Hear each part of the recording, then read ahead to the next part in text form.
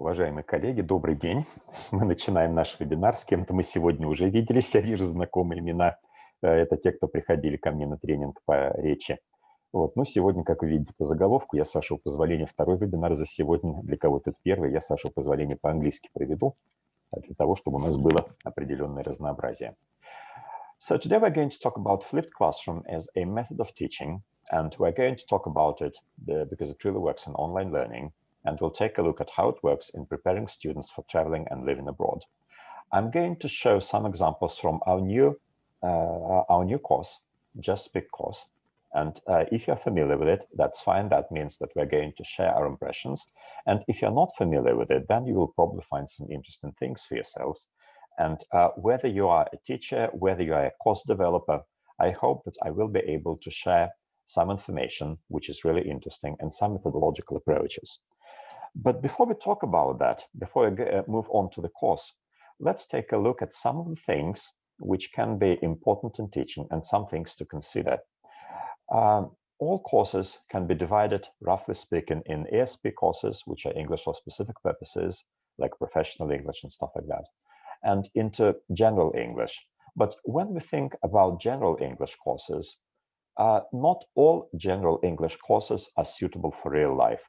I think you, much the same as I, have seen a lot of textbooks which provide a lot of information which is interesting to read about, interesting topics for discussion, but these are not topics which you will really talk about in real life. And for some people, such types of courses are really interesting because that means that they can find some sort of a loophole to escape from the mundane daily routine. But for other people, such courses are not really important because what they look for is the so-called life-centered courses. Now, life-centered course is not a general term. I have just coined it. It is probably in use. I haven't checked, but do not take it for a set term. And so when we talk about life-centered courses, they are not only survival English courses, which help you to find your way, order some food, stuff like that.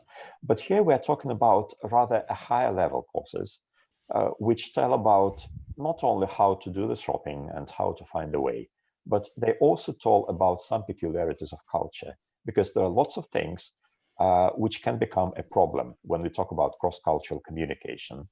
And I think all of us have experienced such problems at some point, like, you did something which people frowned upon, or probably somebody else did something which you frowned upon, while those people meant the best. So in these cases, students have little background information. They don't have enough cultural information. They don't understand what people really mean sometimes. And I have had lots of students who came up to me after talking to Americans, for example, and they said, oh, they say they're friends.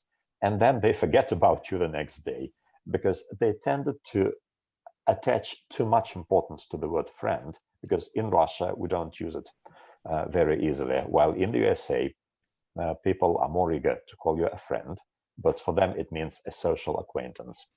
And the students very often don't know how to do some things. And most importantly, they do not know how some things are done, which are good ways of doing things, which are not good ways of doing things. For example, I had the luck of studying in the UK for a while at a British university. And I also spent a year at an American university, living and teaching there as a visiting professor, as a visiting scholar. And there were lots of things which I had no idea how to do. Like, for example, I had no idea how to call somebody to fix the piping in the flat, which I rented. And I didn't know what I should have done first, whether I should address the landlord, whether I should fix it myself, whether I should do something else. I had no idea, for example, how to deal with some official issues. Like, for example, if I wanted to reserve a parking space for my car, what I needed to do, where to start from, and stuff like that. And even though in the USA, the culture is pretty explicit, they tell you lots of things and many times just to make sure that everybody understands everything. I still had some problems because I didn't know how it is done normally. And luckily, I had lots of friends in the USA, and I had an academic advisor in the university whom I could approach with these sorts of questions. Another side of these courses is that we as teachers need to give a lot of information, and sometimes we lack the experience. So we know something in theory, but we have never been there, and we have never done things like that. But unfortunately, this is what the student wants. And the biggest problem is that time is limited, and therefore we need to find the right balance between learning the what and learning the how to do. So it's not enough to talk only about just to provide information. Of course, we all know where to find some additional materials, but when it comes to teaching such a course, let alone developing such a course, I think this can be quite a problem because, well, for me, it sounds like a formidable task. So it is important to choose the right method. Now, let us consider this task. Just imagine that you had to develop a course for adult learners to prepare them for a long stay, job-related stay in an English-speaking country. Like, for example, they should stay there for a prolonged period of time, from 1 to 3 years. Obviously, you will think about the points to cover. There will be some practical points, like, for example, how to find and rent accommodation and sign a rental contract, and not to get into trouble with this contract, because there are lots of tricky things there. How to pass a job interview, how and where to shop for the main things for the duration of the stay, how to behave in the office, and know all the office ins and outs and corporate culture, how to meet new neighbors, how to deal with doctors and policemen, and so on. There are also some cultural things, like, for example, what not to say or not to do so as not to offend people and not to be accused of, I don't know, things like sexual harassment. Like, for example, just imagine the situation. You are walking along the street on the pavement, and you see a child who is running in your direction. And you see that this is a little child, like 3 or 4 years old. The parents are elsewhere. They don't see that the child is running away. And you see that this child may stumble and fall down. What do you think you would do in the USA? What would be a natural reaction for you to do? And we'll discuss whether this is the right thing to do or not. So what should you do there? What would you do there? Can I begin? Yeah, yes, please. Like ages ago, I stayed at the US camp, kids camp, and we were given like several lectures about what sexual harassment was at that time. I think it's still the same. Like there are special parts of the body which you cannot touch. So if you want to help just any kid, you can touch this part, but you can't go any further than the elbow part, and then the same for the legs. So you can touch the ankles, but you can't touch the areas that are over the knees and like hips and all the other parts of the body that I remember. That's right. So what would you recommend somebody who sees that a child is running in their direction, apart from telling them they're not they're supposed to never touch those parts? Yeah, and if the child is crossing the street, then and if there is some you see that something bad is going to happen, like I don't know, the car is coming in his direction, and then you have to come up maybe and I don't know, try to save the baby. Maybe try to grab by the hand and that's it, and try to pull. But if it's just a regular situation, the baby is running and maybe I don't know, like you have to be very, very I don't know, cautious not to. I'm not sure if you can really talk. This is the problem. So you are supposed to never touch somebody else's child unless you really see that, for example, there's a car coming. It is sure to hit the child, and even then you have to be very careful. That reminds me of an old Russian joke, like, you know, there is a boy drowning and somebody saves the boy, and then the parents find this person and start asking him, "Oh, was it you who dragged our son from the water?" He says, yes, but you don't have to thank me. And they said, "Oh, we aren't here to thank you. We're going to ask you whether you have seen his cap." Something like this. So you have to be careful. You really have to be careful. And this is one of those cultural things. You touch somebody else's child, even out of the best intentions, and you can get into hot water for doing this. And that's not something which will immediately spring to our minds. There are also some ethical dilemmas. And obviously, if you're preparing a student for a longer stay, and this student is not married, then you will probably, or rather the student will probably want to know how to get a date, how to go on a date. And it's not only a matter of even or uneven number of flowers. because they don't care about whether there's an even or an uneven number of flowers in the essay. It has no significance there. But there are some other issues. And there are also historical things like holidays, important dates that everybody should know and everything. And all of this needs not only to be explained to the students, but also to be put into practice. And if you think about developing and teaching such a course, how many hours of teaching do you think you would need to teach a course of this scope and duration? And would it be an easy task? It would certainly not be an easy task for me.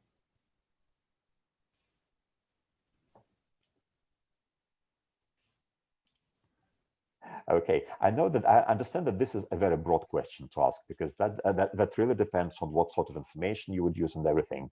Now, the problem here is that you would need to provide so much theoretical information and so much background knowledge that it will either be this is flipped classroom. This is the topic. Andrei is asking me in the chat whether this is a recording. We are talking about flipped classroom, and we are moving towards how flipped classroom as a method can be used and in what cases it can be used and everything. And I'm trying to show, I'm beginning by showing a practical problem where flipped classroom can become the solution. Because if you teach such a course traditionally, then it means that we'll spend hours and hours telling the students about these things. We'll spend many hours watching videos. We'll spend many hours reading about these things. So this will become a monster of a course, a really jumbo course, if I may say so. So that would become a problem. Now, a solution to this problem can be, because obviously students want to save time. They're not prepared to pay for a very long course, even if they understand that they will need this information. Besides, very often they're not able to evaluate the information. They don't understand how important this can be, like not touching a child or something like that, because they don't understand how serious it can become and that it can really get them into trouble, even in legal trouble. So a method that can help us to save time is the so-called flipped classroom method. Sometimes it's called a method, sometimes it's called approach, sometimes it's some other terms are used, like flipped classroom structure, teaching structure. I think that the difference in these terms really lies in the fact that this is a very, very new method. It was first described by two teachers of chemistry from the USA in their 2012 book. So this is one of the very rare cases where we can point a finger and say that this method is only 8 years old. So you see it's still being developed. And flipped classroom is a method which is aimed at saving time and focusing on practice in the classroom, because it really helps you to do the practical things during the lessons and shift the learning onto the teaching. And of course, it is a type of blended learning, because how else can you shift the learning onto the student if not through online things? Because a student would never be able to work with the textbook on his or her own and then come back to the lesson. They will need something more than that. So let's take a look at this. And by the way, if you look at the habitual Bloom's taxonomy, you will see that the roles and the succession of actions is reversed here, because it is before class that the students study the information, they try to remember, understand it. And during the class, we spend the time by applying and analyzing this information. And after class, the students go home to evaluate and this information and to create something new. So the entire situation is reversed. It's flipped. Of course, flipped classroom has its own limitations. Like, for example, young students lack self-study skills. So it will probably not work with young students. Like, we're talking about children, because they don't know how to study, and they will not be able to distinguish between what information is important and what is not important. Low-level students need a lot of support. So once again, it probably will not work very well with elementary students. And even with pre-intermediate, you would have to think of what information you can use like that and what not. And often only learning the theory at home is not enough. And still students need to get some practice done, which can really help you in the classroom. And another problem is that students really need to get used to this method, because very often they don't understand the importance of doing all of their homework. They don't understand the importance of preparing for the classes. So let's take a look at how it can be done in practice. We're going to take a look at an online course for adult learners, which is built entirely on this principle. It is called Just Speak course. Now, has anyone tried to teach with this course, or has anyone looked at the lessons of this course? Anyone present here, I mean, because we've had around, I think, 700 students who are already learning on this course. So has anyone had any experience or any looked at it? No? Okay. I was asking because I needed to understand how much I need to show, and then we would probably, we could ask somebody to comment on that. Now, this is an upper intermediate course for adult learners, but not for just any learner, but for those who want to travel to the USA and live and work there for several years. This course is very, very practice-oriented, and speaking skill is the main skill, as you can understand by the title. And the main focus of this course is on these life skills, how to do things, and so on. And the course is based on a study of learners' features and needs. So before starting to develop this course, we had a very, very close look at the age of our general learners. They are around 30 years old. At their gender, about 70% of them are women. At their interests, what they like to do, at their jobs, a lot of them work in the IT sphere. At the life goals, some of them, well, a significant share of them want to move to a different country and live there for a while and get a job there, but they don't want to immigrate forever. That's why we consider those things in designing the course as well. Now, let's take a look at how this course works and why flipped classroom really helps us here. We use only real-life situations here, and we use storytelling. So there are characters in the course with which it is very easy for the students to identify themselves with. So we follow a character, but then in the classroom, we do role plays, and the students play themselves, not the characters. So obviously, we go through all those natural stages, like we go through the visa interview and we role play it in class. And we learn all about the visa interview as homework before the lesson. So first we do homework, then we move on to practice in the class. Then we move on to flying to the USA, then on to finding and renting a flat or a house, then to meeting the neighbors, then to doing shopping, but not just any shopping, like, buying foodstuffs, but rather planning and doing shopping for a prolonged period of time, because you would need to buy furniture, you would need to buy a lot of long-lasting things there. And we talk not only about big shopping malls, but we also talk about garage sales, which really help and save you time and money. Then we move on through the job interview. We talk about medical appointments and checkups, and we learn not only how to make an appointment, but we also use all this specific medical language to be able to explain the symptoms. And if you look at the course, you will see the differences between the regular textbooks, which tell you how to say, like, how to complain, I've got a headache or whatever, and between the information which is in the course, including the typical questionnaires that the doctors will use to do a medical checkup. So these are the questions that doctors really ask, like, medical history, the medical background information of your family, and that's something for which students are not really prepared. Now, has any of you ever had to go and see a doctor while traveling abroad? I really hope you haven't had this experience, but has anyone had it?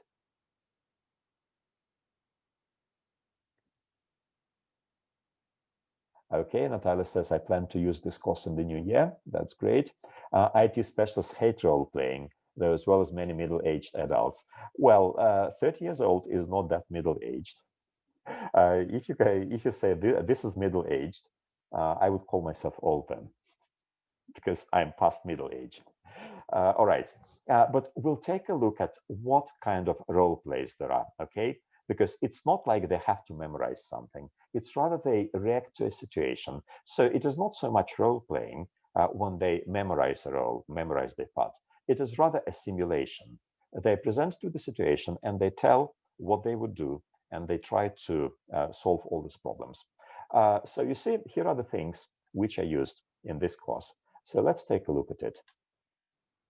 There are different types of content. There is information which students learn. There are texts, there are audio recordings, there are rules, there are instructions, there are forms, like, for example, a typical contract template. And some kinds of information obviously are the most important, and others are given in the extra information section. Like, for example, when we talk about renting a house, there is additional information for the teacher in the cards, and there are links which the students can follow and download a real contract, rental contract, and try to fill it in. And there are contract templates, like contract instructors, which you can use for different states. So you can, if a student wants to get some in-depth information, they have that, and you don't have to look for it. Or, for example, when we talk about choosing a city or a town to live in the USA, in the additional information section, you also have a link to different reviews of different cities. So you can give this extra information for the student in case they want to learn more. And you will see that there are different ratings, like a rating of college towns, a rating of industrial towns, which are best to find a job, which are best for health, and which are best for accommodation and stuff like that. And teacher's notes are also very, very diverse. First of all, you have an intro card, which contain a lesson overview, which very briefly tells what the lesson is about, what it is important to remember. It also tells you about potential issues. One of them being that a student may be reluctant to their role play, actually, and advice on how to solve those things. Then there's step-by-step guide that you can say, you can also say, you can do sections in the cards, as well as additional information. So let us take a look at one of the lessons to see how it works with flipped classroom method. Now, what would you prefer? I have entered the system under a teacher's account, so I can either show you the lesson live, or I have put the screenshots onto the slides, which will be probably a little bit faster. So what would you prefer? To see the live slides, or to take a look at the screenshots?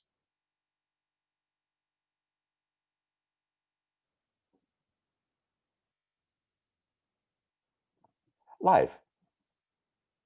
Okay, live. All right. Then let's do it this way. Let us analyze one of the lessons. Hang on a second. Let me stop the demonstration. And we'll move on to the to Wimbex platform. It takes a little while, as you know, to download. Yes, there we go.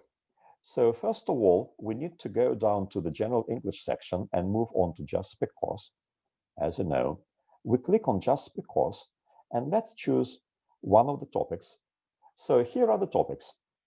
The course is not complete yet, but we are putting out more and more lessons every day. So which topic looks more interesting to you? So the visa interview, On My Way to the USA, A Place to Call Home, Hello Neighbors, this is Meeting Neighbors, so some idioms, so on. Weekend Rush, this is about shopping, yeah, some idioms. Why should we hire you? That's the job interview. Clean Bill of Health, visiting the doctor and doing medical checkup. Office etiquette, dating issues, A Month in America, when we sum up the first section. Then let's go to the movies. What do you do with your money? And something like that. Any topic. Okay. Well, let us discuss choosing a home. Now, if you remember, first we need to do homework.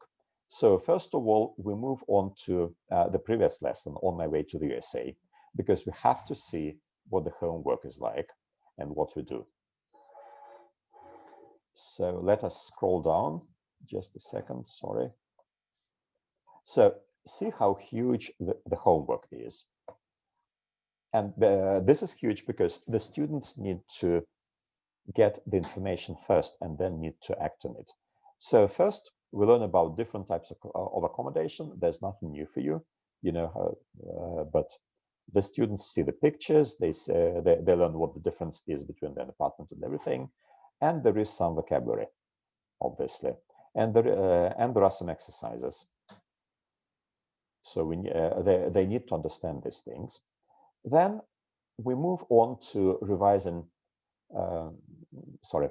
we move on to revising modal verbs, but we talk about the house rules. We're not going to take a look at all of the exercises, obviously. Then we prepare to meeting a real estate agent, and we need to understand what they're going to talk with you. So we once again revise all this vocabulary, like ensuite, state-of-the-art, semi-detached, built-in, but we not only revise it, but we are also going to learn how not to get trapped by a lot of good words and nice words about these things. So here is some practice. Like some vocabulary.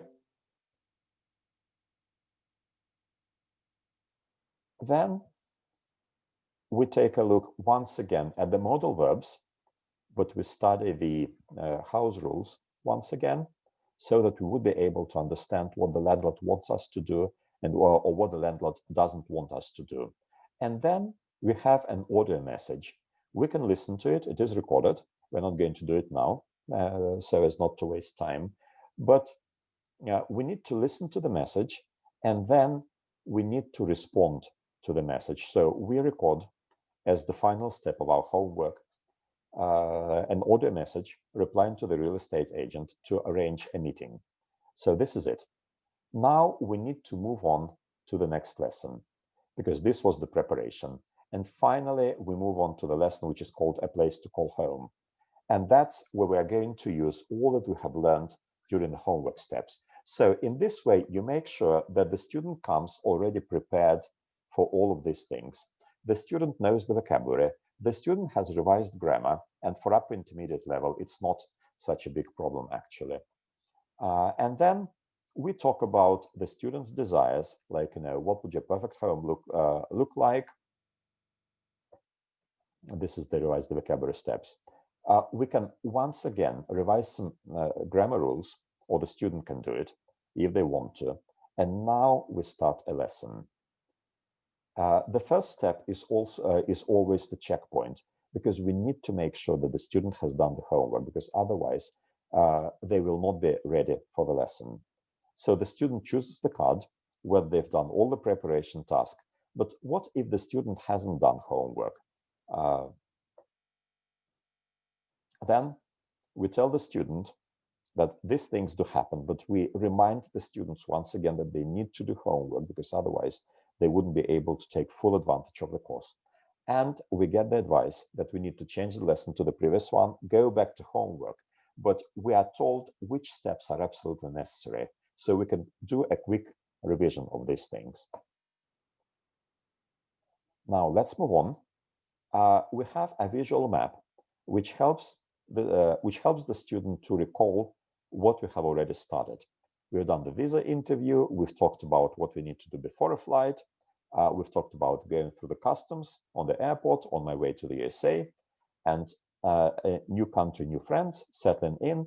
And now we're talking about a place to call home, and that's where we are. And the students complete the summary of the journey. So it's not just a visual map, but this is also an exercise to revise some of the vocabulary. Now we move on to discussing how to choose a home. So it is not a role play yet. We always ask about the student's opinion. Like, for example, what aspects do you take into consideration when choosing a place to live? Choose the top 5 and explain your reasons. So we're talking. What kind of information is usually absent from the advertisements?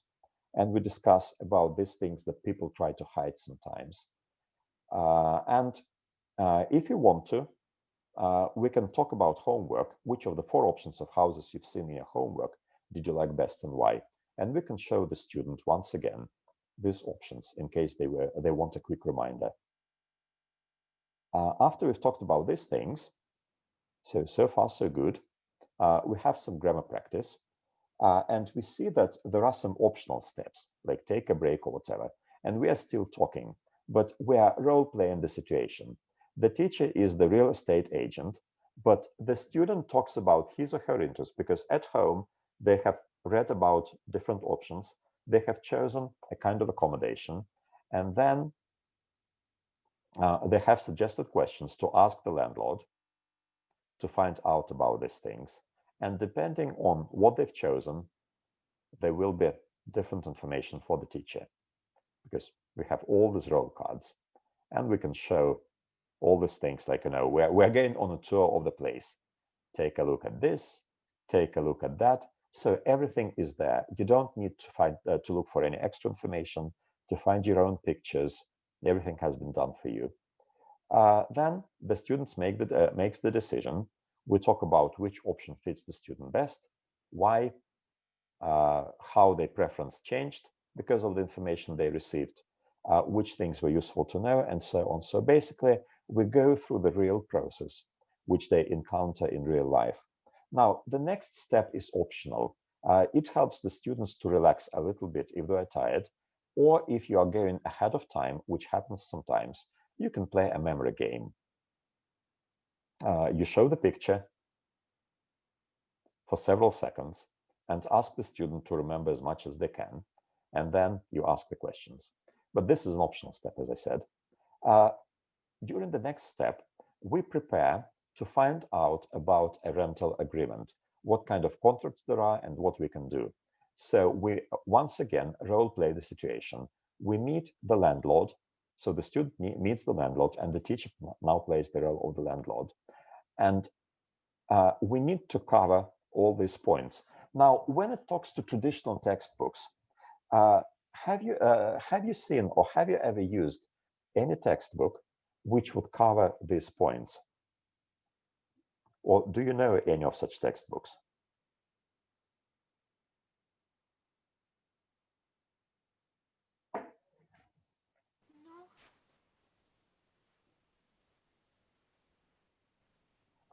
Okay. Now, Alicia says that it looks more suitable for intermediate learners. Now, the language material is closer to intermediate, but the situations and the use of this material is rather better suited for upper intermediate, or for somebody who is in between intermediate and upper intermediate. Okay. Right. There is such info in all the modern textbooks.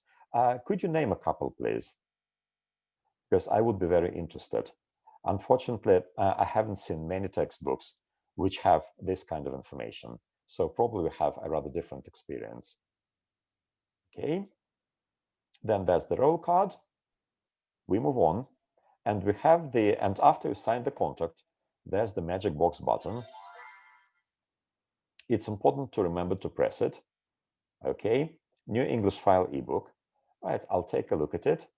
But you see, in this way, we can talk about the students' experiences. If they have rented or bought an apartment or a house before, we can compare this experience with our role play. If they have never bought it, then we can talk about their opinions. So all of these questions are closer to the upper intermediate level. And this is important because this is a chance for the student to speak their mind after they have been through this process and after they have learned to ask these questions and to pay attention to these things. And obviously, we summarize the lesson.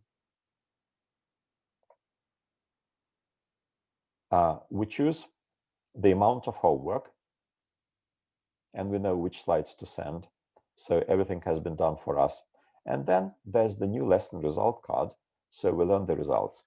But there is one thing that I'd really like to show to you, because I wanted you to evaluate the kind of information that is used here and whether this information would be. I'll just show you one card, one of those office dilemmas.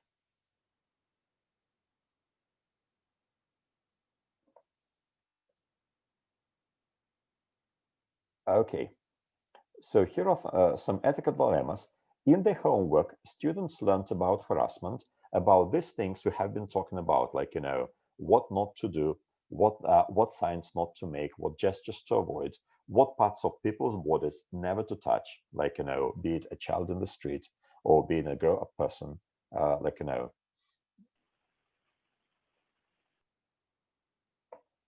the ones we have been talking about. And here are some ethical dilemmas. Let's take a look at them. Now, you just imagine yourself in this situation. What would you do? Your colleague asks you to cover for them while they leave early to go to the child's school concert. They do not have the manager's permission to leave early. what would you do? Do you agree to cover up for them? And if they leave anyway, even if you don't agree, do you keep silent or do you go and report them? So do you think that this kind of situation would be interesting to discuss with a student? And would it be important to discuss these things? Or is it just something for fun?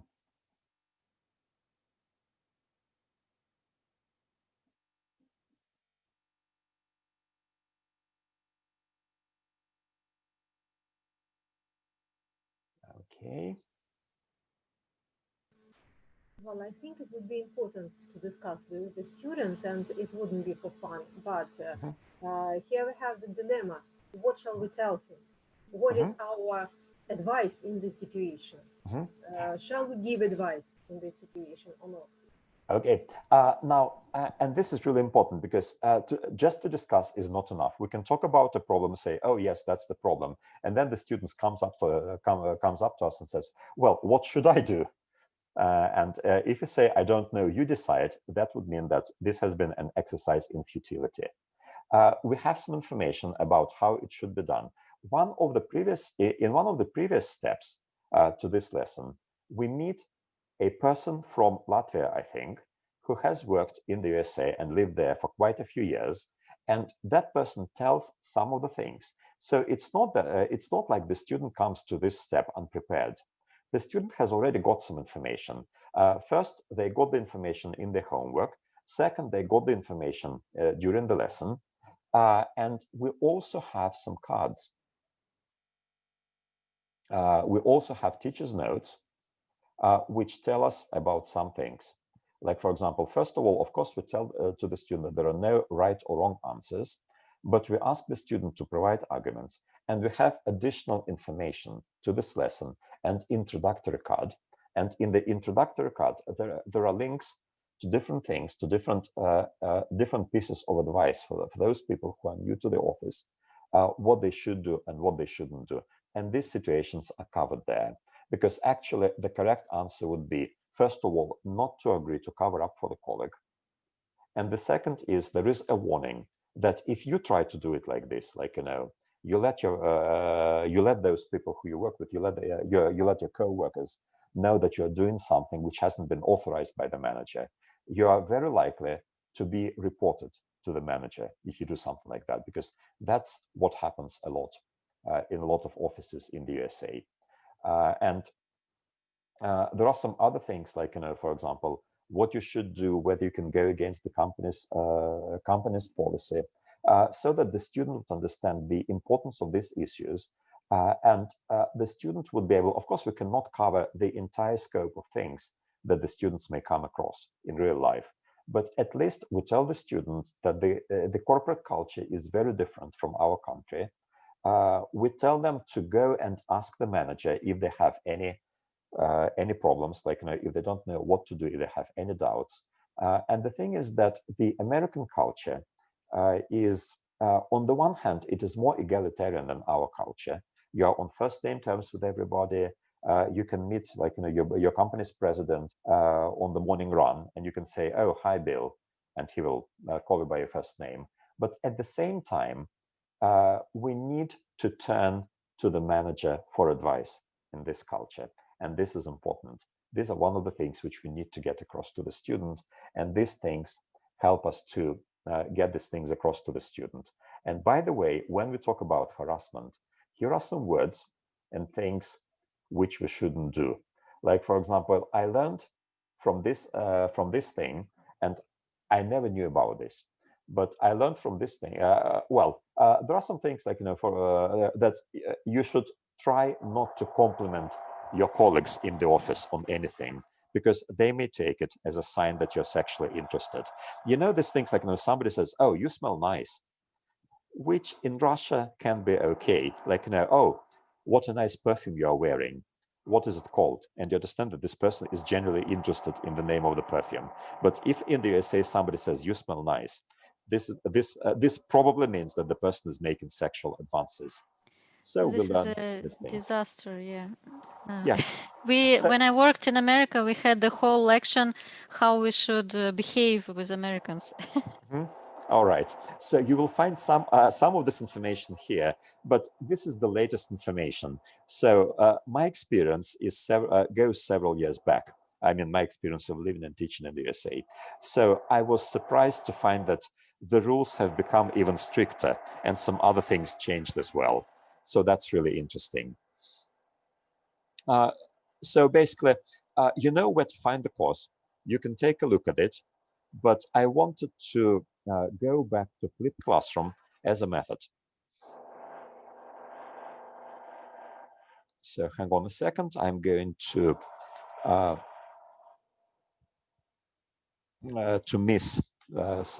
skip some of the slides.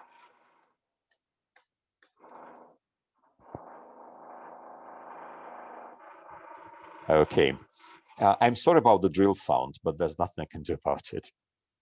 They have been drilling for years. I don't know why, but it really interferes. So right now, there are over 700 students on this course, and some of them do not realize the importance of doing homework.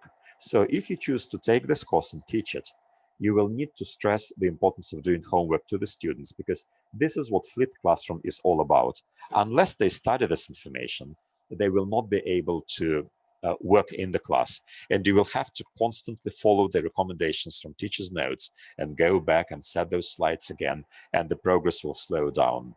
Sometimes, as we see from the video recordings, some teachers do not use all the motivational elements of the classroom, of the lesson. Like, for example, press the open the magic box button. It is a small thing, but this is a motivational element. Or like, for example, some of these optional slides, which help the students to cool down, to have a break in the middle of the lesson, and they make the logical transition from one role play to another role play a little bit more smooth. And of course, not every teacher feels comfortable spending the major part of the lesson role-playing with a student. So we need to consider that as well. But we have some things which help. Those are teacher's notes, introductory cards, and a special short methodology course on flipped classroom method. By the way, if any of you have been teaching general elementary course, the old course, not the new one which is being created now, but the old course, in the first 5 lessons, there are also introductory cards, which also contain some pieces of advice on how to deal with difficult situations and stuff like that. Right, I'm sorry, but the sound seems to make it impossible to continue our webinar. So you see, this is how flipped classroom works. It helps to save time. It allows extra practice in the class, and it increases the volume of information because the students have more time to do it, and it helps to develop real life skills. Now, we have taken a look at the course. We have discussed the meaning of flipped classroom. Now, what is your impression? I'm very grateful that you've shared some of the impressions in the chat, like when you said that it looks more of an intermediate level course than upper intermediate, but the speech practice makes it more upper intermediate. What other impressions do you have? Yeah, I'm trying to cover the microphone thing, Andre. I'm covering the microphone with my hands so that the drill wouldn't come here, because the walls are vibrating. Sorry about that. Alexei, may I have a word? Yes, please. Okay.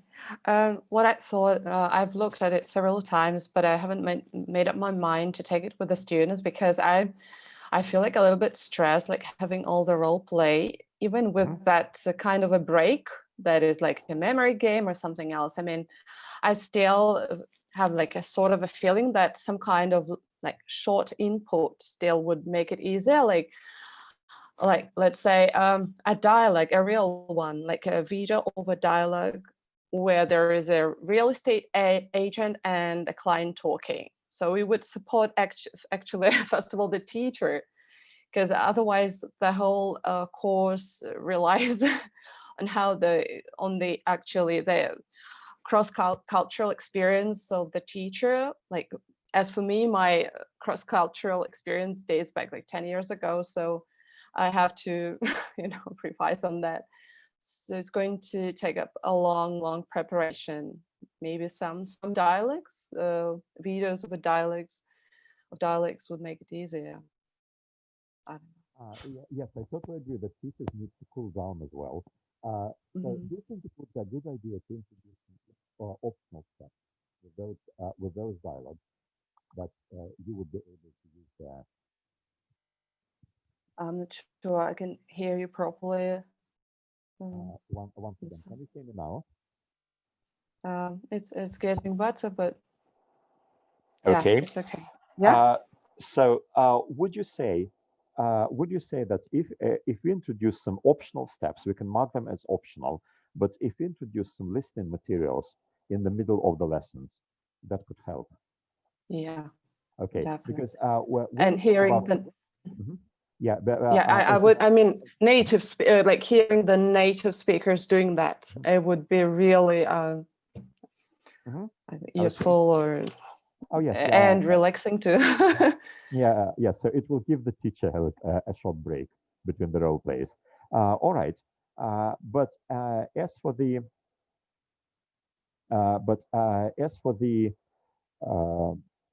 as for the cross-cultural information, there's a lot of it in additional information section. So if you take a look at that, you will find some of those things. But I agree that we probably should think about providing even more information in the introductory cards, stuff like that, because this is a very unusual type of course. And every time you approach a flipped classroom course, you really need to think of what kind of information students absolutely must know before beginning the lesson. But in this way, you sort of split what you normally do. You shift some of the work which you do in class onto the student. Yeah, I understand. I mean, I'm already doing it for the general course, just the old one, especially for those students that have classes once per week. I do a flipped classroom for them. They do all the input, like reading, listening at home, and then they come and then we do the speaking exercises. But I feel like a lot more secure with that kind of a course. But here I feel like I still need some more input, but I don't know. I once took a course that was prepared by English First, and they were doing this. They I don't know. They there was a cast of actors maybe that acted out the dialogues for different levels, and then it was very useful. Like not just videos from YouTube, but these were real actors acting out the dialects for the students, and it was very helpful. Oh yeah, I see what you mean. I see what you mean. Now, would you say that you absolutely need a video, or would an audio recording suffice? Everybody loves video. Okay, so video if Maybe. possible. Yeah, but audio is still good. If there is no video, then audio. But sometimes when I hear the actors that are doing this for Skying, they have this dull intonation, like, oh my God, they're making me read this. Like, I'm sorry for being critical. Some men are very good, but the leader's voice is always like, oh, okay, I will read this. All right. Yes, I see what you mean. We had a voice training earlier on today where we talked about how we can add emotions to the things that we read and say. So this can be really important. Okay, thank you so much. Thank you very much. Would anyone else like to comment on this idea of using flipped classroom and an unusual course like this? How do you feel about it? Do you feel apprehensive? Do you feel comfortable? Do you feel dubious about it? Or does anybody want to try and take it?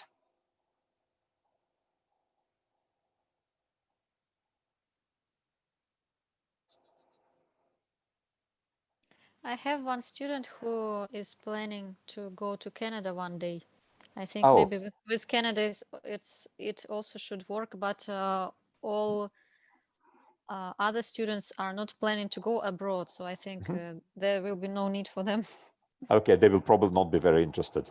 Now, when it comes to other countries, part of the storytelling unfolds and tells about the characters in the course who go on a business trip to a different country. They go to a conference.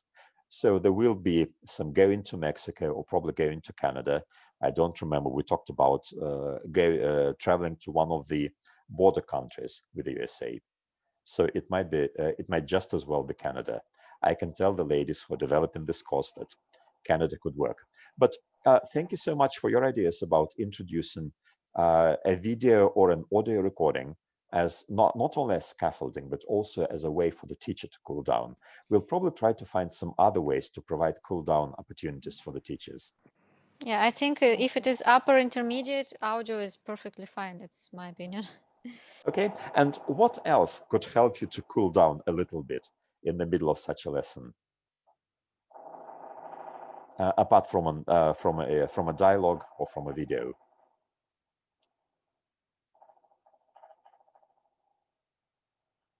Okay, well, let's just say that video or audio dialogues should work there. All right, thank you so much. This was my attempt to show to you how, okay, Anna Alexeyeva says, I'll definitely use it. A lesson on slang would be good. You know, we actually thought about introducing a lesson on slang. We even talked about providing a lesson on swearing, not just on slang, not within this course, but as an additional lesson. But of course, our goal was not to teach our students to swear, but rather to understand that some words, although they may literally translate from Russian into English as something very, very rude, do not have that very rude edge in the English language, while other words, which don't sound very rude in Russian, are very rude in English. And that sometimes the N word is much, much more rude than the F word. Let's put it this way. You know what I mean, certainly. And that's something that our students may not understand. That's another cultural difference. So I think that can become a very interesting lesson. We're planning on making it. So we're going to introduce it. It would be great. Maybe even more, like not just one lesson. We could have series. like a whole section or with different situations where you can hear something unusual, some dangerous English. Not to get like, you know, trapped. Yes, sometimes people just don't understand that they're being insulted. And that's one of the things which you really need to know, that you are getting yourself into trouble and the situation is turning into a dangerous one. So that's one of the things. That's true. And that's what we hope to help our students to avoid with that lesson. So we're working on it. Well, let's put it this way. We have the logical planning. We have the materials. We have found some very interesting materials. We have not sat down to write in the lesson, actually, but we are planning to do it in January.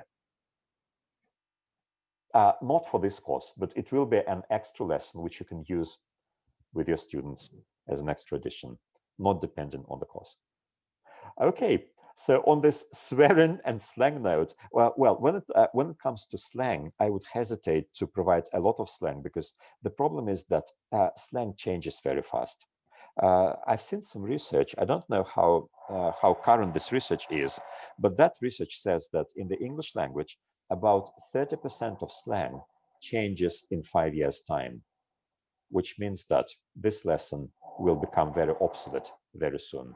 And if you think about some slang in the Russian language, you will realize that there were a lot of words and expressions which we used, say, 10 years ago, and which we can hardly hear any longer. So the same thing happens. But there are some long-standing and time-tested words and expressions which we can use there.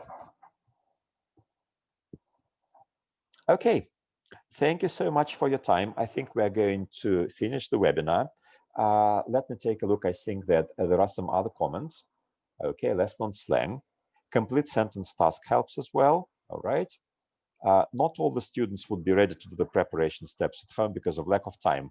That's right. But in this case, if you see that the students are not ready, we have teachers' notes who tell to go back to the previous lesson and which steps to take. Okay, we can update the slang lesson each 5 years, or even sooner than that.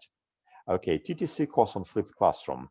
There is no such course at the moment, but before the webinar, I had a meeting with TTC, and we are thinking of creating it in the first quarter of the coming year. There's going to be there are going to be a few lessons on flipped classroom, because flipped classroom is used not only in just speak lessons, but it is also used in new business English lessons. And there are some opportunities, as Marina said, in new general English course. So we are going to create a few lessons. it has been agreed with TTC. Okay, thank you so much for your time and for your attention. And and by the way, for those of you who were with me earlier today, I have already given a link to a questionnaire about webinars. Now, if you'd like to add some more topics which you'd like me to give a webinar on and to bring some information to you, feel free to fill in the questionnaire. This is the link, and write some topics which you find would be useful. Also, we're going to publish links to videos of previous webinars, like on some community games, some ways to finish a lesson, start a lesson, and so on, so that you would probably find some interesting information and techniques there as well. Thank you so much. Goodbye. Thank you. Bye-bye.